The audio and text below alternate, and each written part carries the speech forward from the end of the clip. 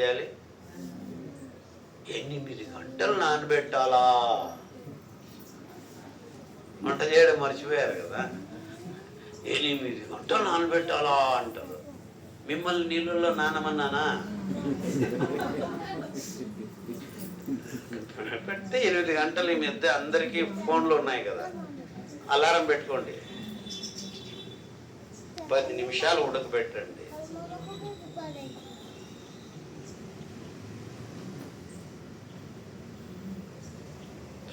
తర్వాత బట్ట కట్టి పెట్టండి. ఇలాగా ఈ కుండలోనే చేయాలి. ఎందుకు? గంజి ఇలా కట్టి పెడితే గాలి ఆడుతుంది, మూత పెడితే గాలి ఆడుతుంది. ఈ కుండకి అన్ని చోట్ల మైక్రో పోర్స్ అంటారు, సూక్ష్మ రంధ్రాలు ఉంటాయి, గాలి ఆడుతుంది. అందుకే మట్టి కుండలోనే వండుకోవాలి. అన్ని వంటలు మట్టి కుండలో వండుకుంటే మీకు ఆరోగ్యకరంగా ఉంటుంది. కుక్కర్లు, అల్యూమినియం పాత్రలు ఇవన్నీ వండుకునే, అల్యూమినియం పాత్రలు వండుకుంటే క్యాన్సర్ వస్తుంది. ఇలా 8 గంటలు పెట్టాలి. 8 గంటల్లో ఆ ఉడికిన ధాన్యం మీద మైక్రోబ్స్ వస్తాయి. ఎందుకు వస్తాయి? ఆ నారు ఉండడం వల్ల వస్తుంది. అనేక రకాలైన సూక్ష్మజీవులు వస్తాయి. ఆ సూక్ష్మజీవులు పలుచగా ఉన్న ఈ గంజిని మనం తాగినప్పుడు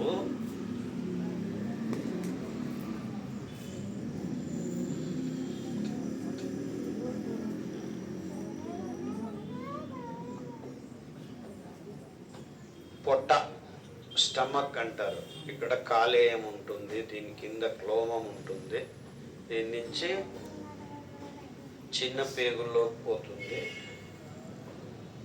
తర్వాత పెద్ద పేగు,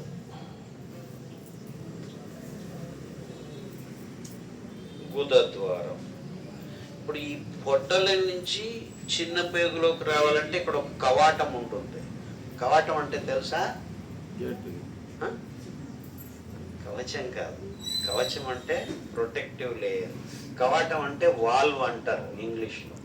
అంటే కొలాయిలో వాల్వ్ ఉంటుంది, ఇలా తిప్పితే ఓపెన్ అవుతుంది, ఇలా తిప్పితే ఆగుతుంది.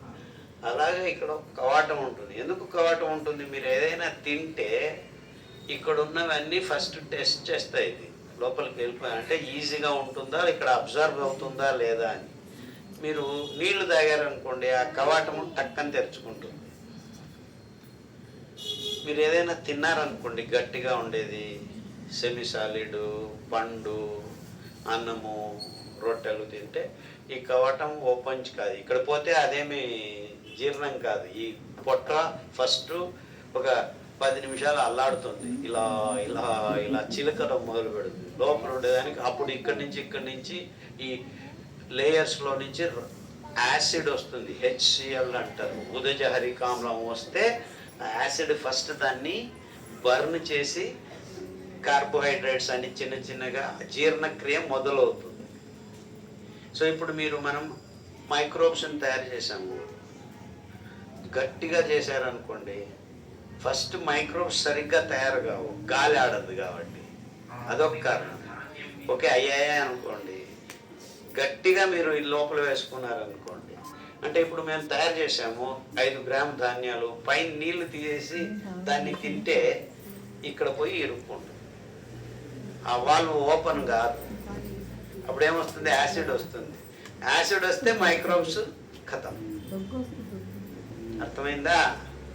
అంటే మీ గంజి ఎంత పలుచగా ఉండాలంటే మనము ఆ కవాటాన్ని మోసం చేయాలి. We have to trick.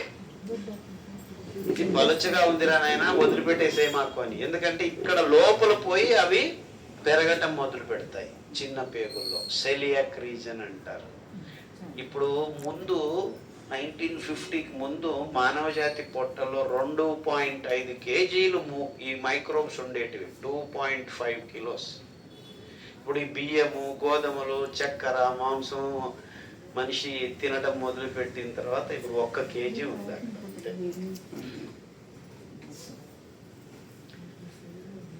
ఈ సూక్ష్మజీవులు మన సెల్స్కు కలిసి పనిచేస్తాయి అన్నమాట. మన దేహంలో ఉన్న సూక్ష్మజీవుల అందం ఏమిటంటే అవి నువ్వు వద్దన్నా కానీ నీకేం కావాలో తెలుసుకొని తాము తయారు చేసి మీకు ఇస్తూ ఉంటాయి. ఎందుకు? మీరు తమ పొట్టలో దానికి కొద్దిగా ఆహారం ఇస్తున్నందుకు ఇంత పనులు చేస్తాయి. దీన్ని సహజీవనం అంటారు. మీరు కొద్దిగా మీరు తినే దాంట్లో ఇప్పుడు మీరు ఒక 100 గ్రాములు తింటే దానికి కావాల్సింది 2 మిల్లీగ్రాములు. దాంతో అది బతికి మీకు పని చేసి పెడుతుంది. మీరు చేయలేని పనులన్నీ తాను చేస్తుంది. దాన్ని మనం ఏం చేసాము? చక్కెర ఎక్కువైపోతే అవి చచ్చిపోతాయి, మందులు ఎక్కువైపోతే చచ్చిపోతాయి. పెస్టిసైడ్స్ అని మనం చంపుతున్నాం బయటనే, అవి భోజనంలో చేస్తున్నాము, అక్కడి నుంచి మాయమవుడు. ఇప్పుడు అంతవరకు చంపుకుంటూ వస్తున్నాం. అంటే లోపల ఉన్న డాక్టర్ని మనము మందులతో చంపేస్తాం. దీనివల్ల మైక్రోబియల్ ఇంబ్యాలెన్స్ అంటారు.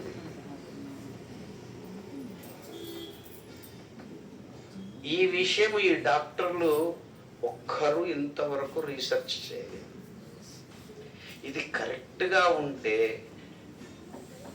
దీని నరాలు ఉన్నాయి కదా ఇలా అల్లాడేదానికి, అక్కడి నుంచి మొదలుపెట్టి నీ తలలో ఉన్న నరాలు పనిచేసేదానికి కావలసిన అంశాలని ఈ సూక్ష్మజీవులే తయారు చేసేది. అంటే నీకు జీర్ణక్రియ కూడా సరిగ్గా జరగట్లేదు, గ్యాస్ట్రిక్ ట్రబుల్, పెంటప్రజోలు, ర్యాంటాకు టన్నులు అమ్ముతున్నారు. అర్థమవుతుందా కారణాలు ఎంతవరకు అంటే ఐబిఎస్ స్టూల్స్ బుడుకు అని గ్యాస్ పట్టుకొని నొప్పితో పోయేది, కూర్చుంటే ఇంత వస్తుంది, మళ్ళా వెళ్ళ రోజుకు 10 సార్లు పోతున్నారు. దాన్ని ఐబిఎస్ అంటారు, ఇరిటబుల్ బౌల్ సిండ్రోమ్. అంటే ఇక్కడ బౌల్స్ అంటారు రెక్టమ్ నుంచి కక్కస్ చేసేది. దాన్ని ప్రతిసారి ఏదో ఒకడు వెళ్ళి ఇరిటేట్ చేస్తున్నాడు అని. ఎందుకంటే ఇక్కడ సూక్ష్మజీవులు లేకపోవటం వల్ల ఆ నరాలు ఎక్కడ ఏమవుతుందో తెలియక పుట్టుకుని పనిచేస్తుంది. అంటే కంట్రోల్ తప్పిపోతుంది. ఆ కంట్రోల్ తెచ్చిచ్చే దేవుడు మైక్రోబ్స్నే మనము పని కట్టుకొని చంపుతాం. మీరు చంపుతూ ఉండండి, మేము టాబ్లెట్లు అమ్ముతూ ఉంటామని వాడండి.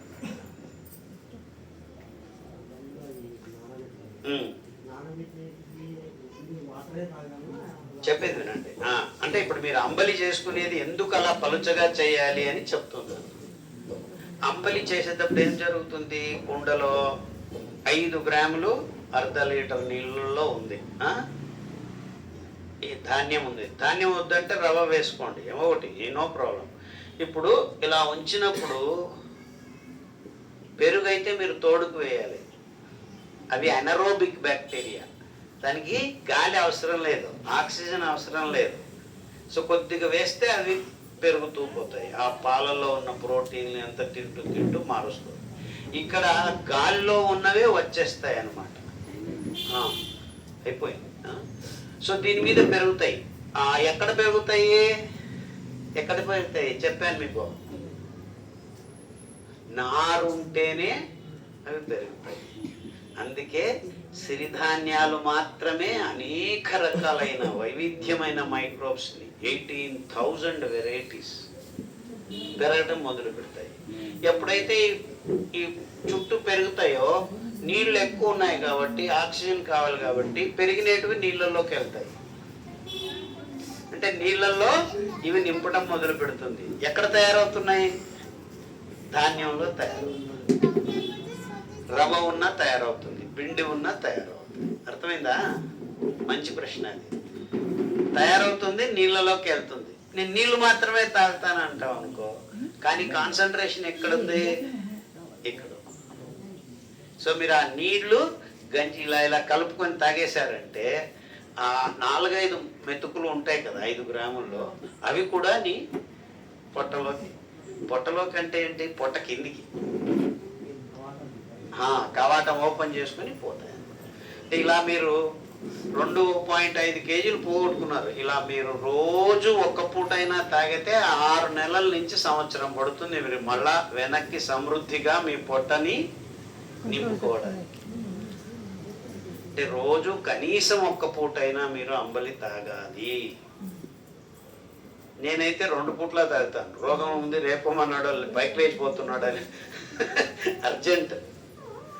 సో 2 పూట్ల తాగితే మీకు తొందరగా బాగా, ఎస్పెషలీ సీకేడి ఈ డయాలసిస్ అయిన వాళ్ళకి అంబలి లేకుండా మీకు రోగం బాగా కాదు. ఈ ధాన్యాల్ని తింటూ ఉంటే పొట్టలో పోయినప్పుడు అక్కడ కూడా సూక్ష్మజీవులు పెరిగితే మీకు కొద్దిగా బాగానే ఉంటుంది. కానీ మీకు కావాల్సింది 10,000 అయితే అంబలి తాగుకుంటే మీకు 1, 2, 3 అలా వస్తుంది. ఎప్పటికి నిండాలి?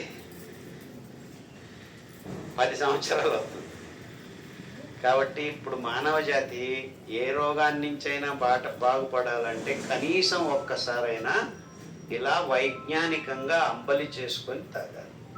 ఒక ధాన్యం కాదు, 5 ధాన్యాలు మార్చి తాగితే ఇంకా వైవిధ్యం అయిపోయి మీ రోగాన్ని బాగు చేసుకునేదానికి వీలవుతుంది. అది మేము ప్రాయోగికంగా ఎవడైతే అంబలి తాగాడో, మొన్న లాస్ట్ మంత్ క్యాన్సర్ అబ్బాయి, రక్తం క్యాన్సర్ 3 year old అబ్బాయి, కీమో రేడియో అంతా ఇచ్చారు, మంచం మీద ఉంటాడు, వారానికి ఒకసారి రక్తం ఇవ్వాలి. అలాంటి కేసు తాగారు అంబలి. 3 వారాల్లో అబ్బాయి నడవటం మొదలుపెట్టాడు. పొద్దున్నే లేచి సూర్యుని కాషాయ రంగును కూడా చూపిస్తేనే ఆ హార్మోన్లు కరెక్ట్ అవుతాయి. 3 వారాల్లో అబ్బాయి నడవటం మొదలుపెట్టాడు. నెక్స్ట్ 3 వారాల్లో రక్తం ఎక్కించాల్సింది వారానికి 2 సార్లు. 4 వారాలైనా హిమోగ్లోబిన్ పడిపోలేదు. డాక్టర్ పిలుస్తున్నారు, రండి చేయాలి. వాడు పోవట్లేదు, వాడు ఆడుకుంటున్నాడు.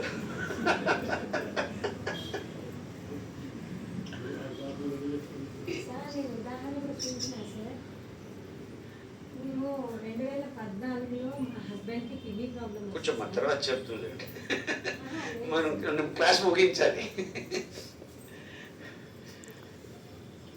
అలా లక్షల మంది ఉన్నారు, ఒక్కరు కాదు, ఇద్దరు కాదు, వందల వేల మంది బాగు చేసుకుంటున్నారు.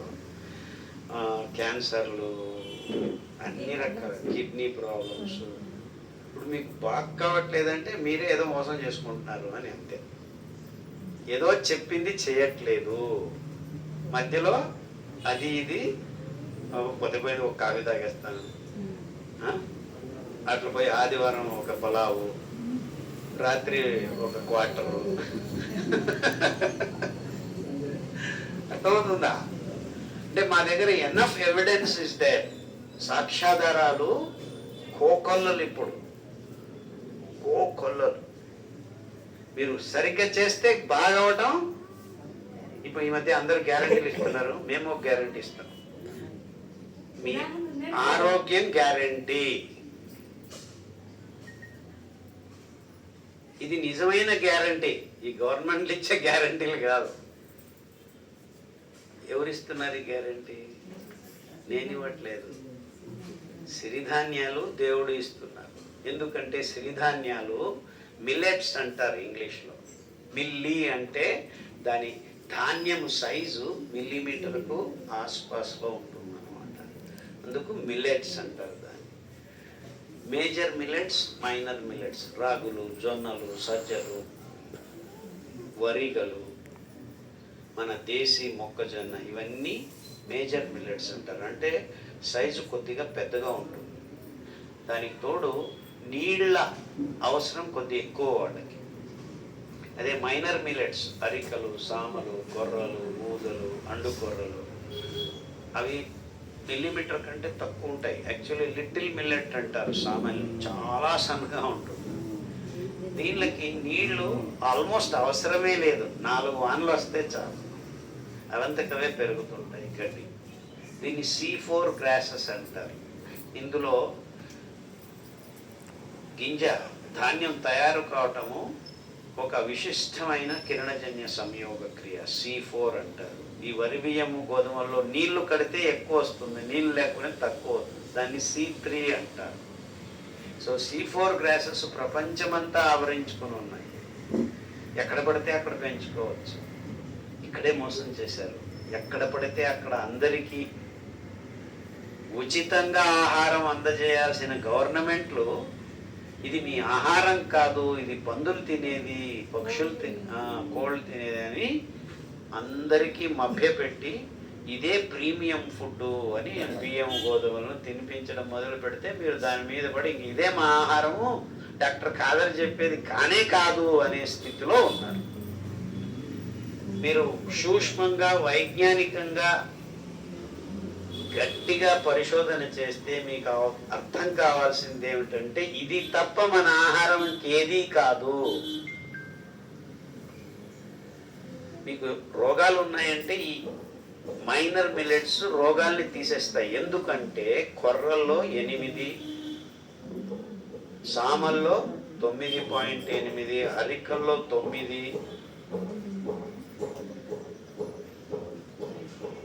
అండు కొర్రల్లో 12.5, ఊదల్లో 10.